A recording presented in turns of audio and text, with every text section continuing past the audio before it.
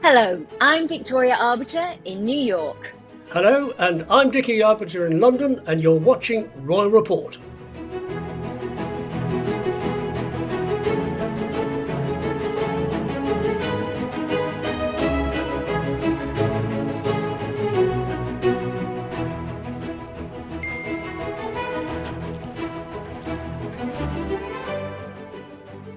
What a week it has been for the royal family. It started with the Princess of Wales going to Royal Navy Yeovilton. That's the Royal Navy's naval station for aircraft. She's Commodore-in-Chief of the Fleet Air Arm, and she went down to have a look at everything. She got that appointment not too long ago from the King, and she wanted to go and see for herself how the whole system worked. She saw air traffic control, she saw the aircraft, both fixed wing and helicopters. She met the pilots, she met the families, she met the technicians, and last of all, she met the people who do the life-saving bit. And she was asked to put on a life jacket. She was a bit apprehensive because she was told to inflate it. And it's a bit of a shock to the system if you don't know and have never experienced it. Anyway, bravely, she pulled the toggle, it inflated, and she had a giggle and everybody else had a giggle. So that was last Monday. And then we had the Prince of Wales in New York doing the Earthshot Prize. He met the Secretary General of the United Nations. He met the Ecuadorian president. But the piece de resistance this past week has been the King and Queen's state visit to France. And what a visit it has been.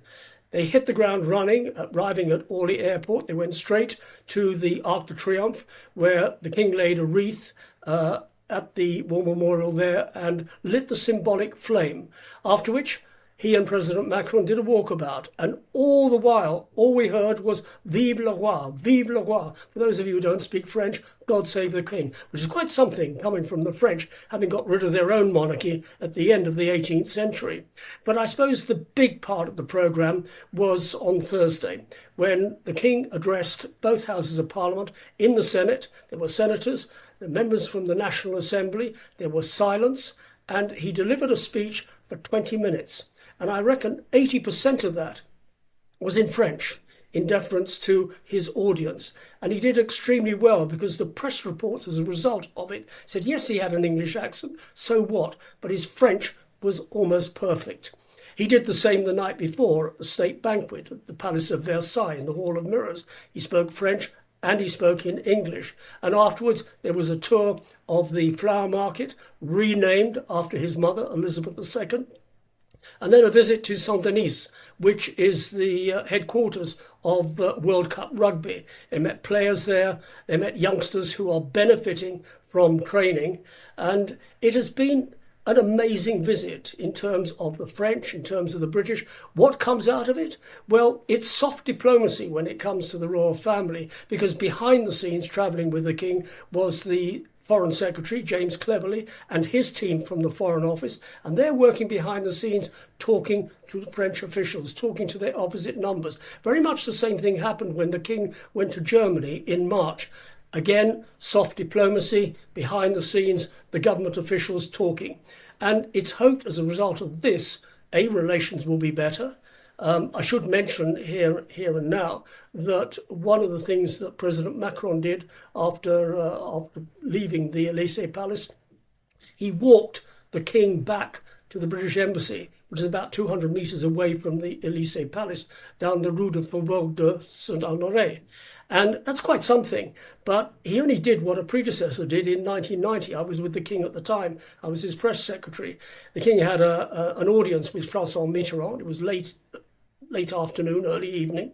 And around about 8 o'clock, the two men walked down to the embassy residence, again, that 200 metres. And you have to ask yourself, would a head of state do that for a politician? The answer is probably not. Would he do it for a foreign prime minister? Probably not. But certainly for the British monarch. Then he was Prince of Wales. Yesterday, when President Macron did it, he was the head of state of the United Kingdom. So looking at the visit overall, soft diplomacy, did it achieve everything it set out to do? Yes, it did. Are visits of like this important? Yes, they are. They're important to the United Kingdom. Got to remember, the sovereign does not put his hand up. No member of the family put their hand up, say, I want to go to XYZ country. They go where the government sends them, because it is the government that decides where they visit, whether it's a result of a direct invitation, or they've had to canvass an invitation through their ambassador, because the government wants to do business with that country. It's got to be politically right. It's got to be diplomatically right. Their standing in the rest of the world has got to be right. It's got to tick all the boxes before we send our secret weapon, I used to like to call them, our royal family, and off they go and they perform this soft diplomacy. So in 2023, there have been 2 state visits to Germany in March, to France these past few days. Victoria, across the pond, what do you think of it? Well, I think overall the visit was a tremendous success. You referenced there France's complicated history with monarchy, and I'm not sure anyone would have imagined there being shouts of "Long live the King" on the streets of Paris. But it just speaks to that soft diplomacy in action. Certainly the British government will have been keen for a little royal fairy dust sprinkled in the wake of souring relations post-Brexit. So I think the visit has gone very well. It's been a grueling schedule. 21 engagements over the course of 2.5 days would be a lot for anyone, but there's been a fantastic balance. Certainly the French were able to highlight the issues that will have been important to them, and they've got across the points that Macron in particular will have been keen to emphasize. But the King and Queen were also able to highlight the themes that are meaningful to them. So on many occasions throughout the 2.5 days, the King has promoted his green credentials. There was a meeting about climate change and sustainability, but the Queen got to meet with survivors of domestic abuse. She launched a new Franco-British literary prize at the National Library of France. They met with craftsmen that are working on the restoration of Notre Dame. And of course, we know that the King in particular likes meeting with craftsmen. There were visits with students working in textiles. The King also promoted the work of an organization at a cafe that is seeking to find work for young people at risk, vulnerable young people. So yes, they ticked all the boxes in terms of their charitable interests and the themes that are important to them. But for me, I really liked the personal moments, the times there were the nods to the Queen. She visited, the late Queen I'm talking about, she visited France on multiple occasions, but her first visit was in 1948. Just a few months after her marriage to Prince Philip, the couple went for a 4-day visit. It was timed to coincide with a massive exhibition about British life in Paris, but it was also their first trip overseas as a married couple. It was her first to a country outside the Commonwealth, and it was just a magical 4 days. She was still Princess Elizabeth, of course, but she laid a wreath at the tomb of the unknown soldier at the Arc de Triomphe. She delivered a speech in French. She visited a flower market, which the King and Queen went to that flower market. It was named after the late Queen in 2014 during her last state visit to France. But also, and this is the part that I love, in 1948, unbeknownst to the public, the Queen was pregnant with Prince Charles. And during one particularly romantic evening, she and Prince Philip were serenaded by Edith Piaf. And King Charles referenced that moment in his speech at the Palace of Versailles at the state dinner that you mentioned. He said that La Vie en Rose continues to be one of his favourite songs to this day. But there were other nods to the Queen as well. At the British ambassador's residence, he planted a tree. It was a sign of friendship from the French president, but it followed in a tradition once set by the Queen.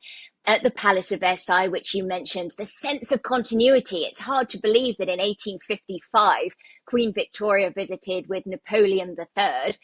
In 1938, King George VI and his wife, Queen Elizabeth, they lunched in the Hall of Mirrors at the Palace of Versailles. The Queen embarked on her first state visit in 1957, but she dined in the Hall of Mirrors in 1972. And so it was lovely that that was included. And according to Macron's office, the King was touched by the nod to his mother. And I thought it was particularly charming when they visited the flower market named for her. They met with 2 stallholders that greeted the Queen in 2014. So there were personal touches if you knew to look for them. I know the jewelry aficionados were thrilled that Queen Camilla was wearing the sapphire and diamond suite that was gifted to the late Queen as a wedding present from her father in 1947. So personal touches, important diplomatic touches, the themes that will have been important to Charles and Camilla. So pretty much you can just go tick, tick, tick. But interestingly as well, Dad, I'm glad you referenced the German trip because France was supposed to be the first state visit and it was cancelled due to widespread protests. But I think the French, based on this trip, they watched that German trip very closely and they were keen to replicate it. So in Germany, the king became the first British monarch to address the German parliament. And as you rightly pointed out, he addressed the Senate chamber within the chamber, the parliamentarians for the very first time, the first member of the royal family to do that during this French trip. So I think the French can be very pleased with how it's gone. And it'll be interesting to see sort of what comes of this now moving forwards in this post-Brexit world. And I think, Dad, that's the part that's sort of important in terms of what the British government hope to achieve, wouldn't you say? It's very important what the British government hope to achieve because these sort of visits, and certainly after Brexit, it's post-Brexit schmoozing. The United Kingdom needs all the friends it can get in Europe. It hasn't got a lot. It didn't have a lot after Brexit took place, and it's sort of trying to pick up lost ground. It's done so in Germany because things are looking better between trading relations between the UK and Germany, and hopefully there'll be much the same between the UK and France. And this, I think, is only the beginning. But if you look at France and Germany, they really are the leading players when it comes to the EU. So if you can woo them, you can woo anybody. And I think both the King and Queen did just that. With the Queen, you mentioned a lot the Queen was doing. You forgot about the table tennis. I mean, she was playing a French champion and she did pretty well. But when she started to play with Brigitte Macron, it all went to pieces. And I think Brigitte Macron did a bit of cheating, sort of pushing the ball over a little bit too hard. But it was a good piece of fun and it just showed the human side of Queen Camilla. It's interesting you say that actually, because the late Queen, she repeatedly referenced during her trips to France about her affection for France. Of course, she was fluent in French in the same way her son is fluent in French. But she, in one speech, really quite early on, talked about the fact that we might drive on opposite sides of the road, but we're heading in the same direction, but there's still a healthy rivalry between countries. And we saw that healthy rivalry at play in the table tennis. But also you talk about that wooing. And I think people have been really quite surprised by the reception from the French people. The late Queen was held in great affection, of course, on the throne for 70 years. For most people, she was the only monarch they've ever known. But the walkabouts were really quite wonderful. There was a moment the gates opened and Charles and Camilla stepped out and there were huge shouts and claps and tremendous applause. And I think people were very excited to meet them. And I'm sure that the King will be traveling home feeling very good about that. But I think we do have to address, unfortunately, we are recording this as day 3 is underway. So the day is improving, but there has been a little criticism this morning because a decision was made for the King and Queen to travel to Bordeaux by plane. Now, it's only a 360-mile trip, and given the King has really used this as an opportunity to promote his green credentials, there has inevitably been criticism as a result. But I think it's important that we address why this decision was made. They were originally supposed to travel by high-speed train. That was all in place, but it later transpired that certain branches of the media released that embargoed information. So suddenly there are security concerns. The Pope happens to be in Marseille. We've got thousands of rugby fans in France for the World Cup. And there have been protests during this year, quite widespread violent protests. And so, of course, the French government doesn't want anything to happen to the King and Queen while they're on their soil, on their watch. So French police did make an executive decision. They said it was much safer for the couple to fly because otherwise they'd have had to secure every bridge, every station, every location en route. But the reason this has been particularly difficult is the fact that France, not too long ago, implemented a new rule which said that you couldn't fly with anything less than 2.5 hours in terms of internal flights. And suddenly the King and Queen are on a plane. And it's the King and Queen that are copping the criticism. And I think that's unfair. This was a decision made by security personnel, by police, by people that the King and Queen technically have to answer to because they're in charge of their security. So I think the criticism has been unfair, but also a little unfortunate. I think you're absolutely right there. The criticism is unjustified because at the end of the day, the whole visit is dependent upon the host country's security. They are in charge, not our guys. Our guys just in charge of close personal protection. But overall security, it is up to the host country police. They decided, and therefore there should not be criticism. If you want to point a finger, you point it at the police, you point it at security, you point it at the French government, but don't point it at the king. At the end of the day, they've done brilliantly. You mentioned a walkabout. They walked out of the gates at the ambassador's residence where they were staying. They walked out, very large crowd across the road. What is interesting, the police kept quite a distance away from the barriers. Now, it looked like about 3 or 4 meters away from the barriers, unlike our guys who are right on the barriers and usually hinder a walkabout. But they kept a distance. The king was able to do the walkabout, as was the Queen. You saw them come out, you saw them separate, going their separate ways, very much as they did in September last year when they arrived back at Buckingham Palace. And the crowd loved it. More shouts of Vive le Roi. There were a lot of Union flags fluttering. Yeah, okay, the embassy's been working overtime, dishing out the flags. People didn't have to wave them, but they did because they wanted to. That's the point. Somebody wrote to me this morning saying, oh, people have just been handing out the flags. Well, it's not compulsory to take the Union flag. They're not being forced to wave the Union flag. They haven't been bussed in to stand outside and shout pleasantries to the king. So all of this, thank goodness, we live in a democratic society. And so people have chosen to be there. And that's the point. So I think the king and queen are certainly going to travel home and can feel very pleased with how this has gone. Certainly the British government will have been watching closely and on the heels of a tremendously successful visit to Germany, where really nothing went wrong and people will have been waiting for the king to trip up. He didn't. He spoke German there. He has spoken French in France. I think the French are absolutely tickled pink by the reception. It has generated positive headlines for both countries, and that's the point. So it really speaks to the power of that soft diplomacy. And at the beginning of our chat, Dad, you referenced the fact that no politician will have been greeted like this. There's no way.